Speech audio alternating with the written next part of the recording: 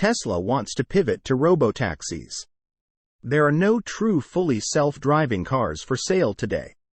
Those on the road are operated by robotaxi fleet providers like Waymo, Cruise, Zoox, and other large companies piloting the program in select markets.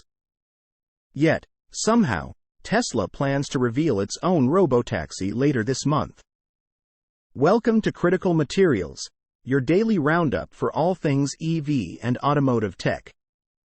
Today, we're talking about Tesla's self-driving robotaxi ambitions, Nissan's tech advancements, and Tesla's new deal with Tata.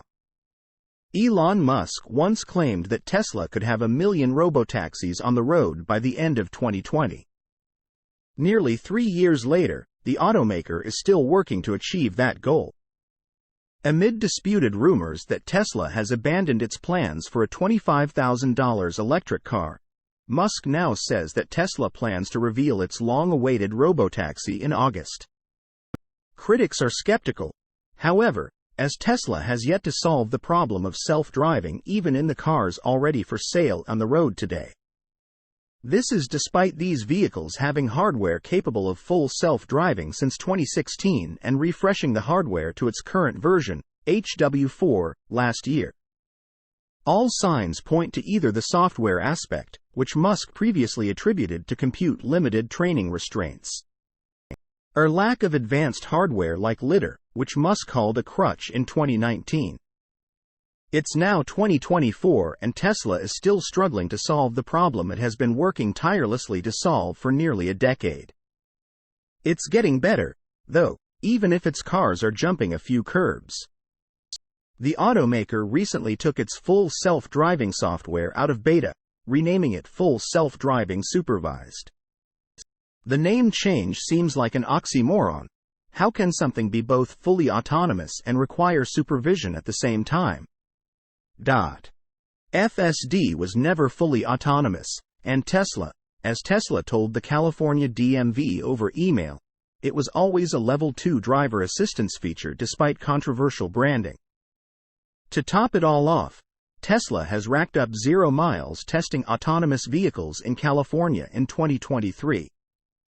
So how can the automaker be ready to reveal a robotaxi in just 4 short months with seemingly no on-road testing?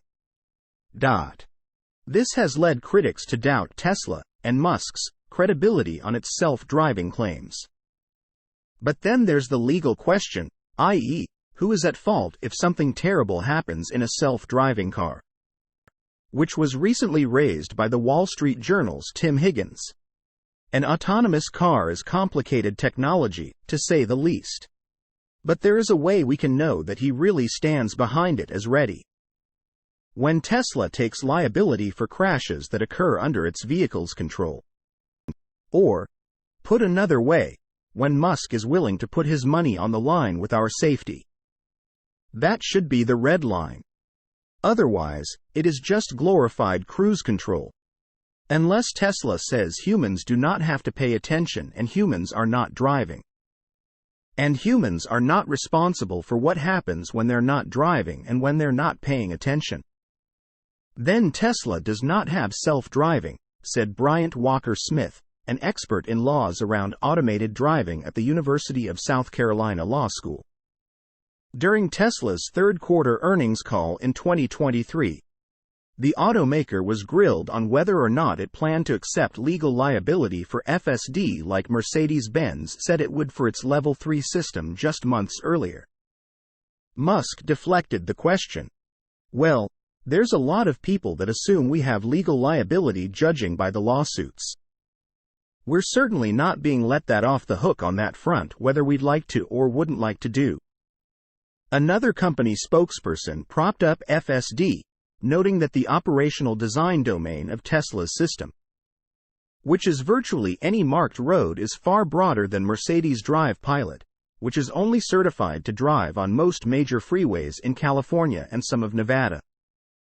It's worth noting that just because Tesla plans to unveil a robotaxi this year doesn't mean it will be released anytime soon. Assuming the robotaxi has no more advanced hardware than any of Tesla's current vehicles.